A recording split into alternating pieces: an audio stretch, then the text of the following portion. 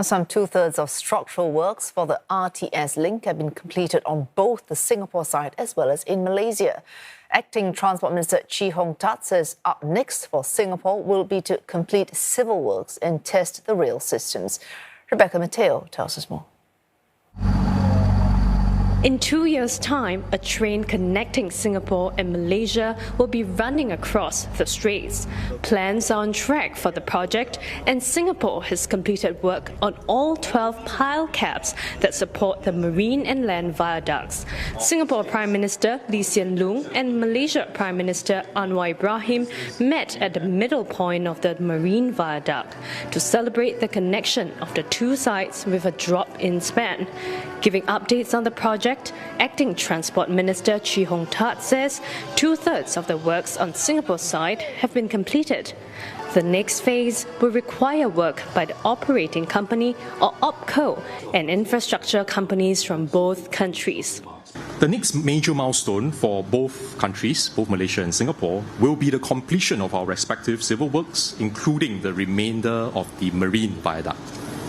Now, another major phase of work is the commencement of works to install and test the rail systems of the RTS Link by the OpCo. And this includes the track work and the various signalling, communications and integrated supervisory control system equipment. The transport ministers also said that fares will be determined nearer to the project's completion. The fare definitely will be competitive and something interesting to ensure that both travellers from both countries will enjoy a seamless journey. Located right beside the RTS Link station is the Customs, Immigration and Quarantine or CIQ facilities. Its size is 10 times that of a typical MRT station. Once completed, this building will serve as the immigration and ticketing point for travellers. This three-storey building that comes with two basements is currently under construction. One of its basements will be connected to the Woodlands North MRT station that is just right beside the building. But building beside an operating MRT station used by people daily is no easy feat. The Land Transport Authority said that multiple layers of precautions were put in place to prevent any disruption. These include the use of reinforcements to minimize movements to the Thomson East Coast Line tunnels.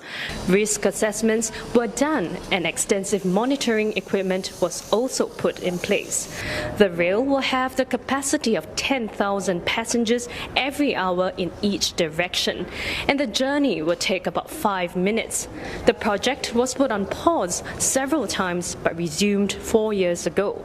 It is estimated to cost about $2.1 billion, with Singapore taking more than 60% of the cost.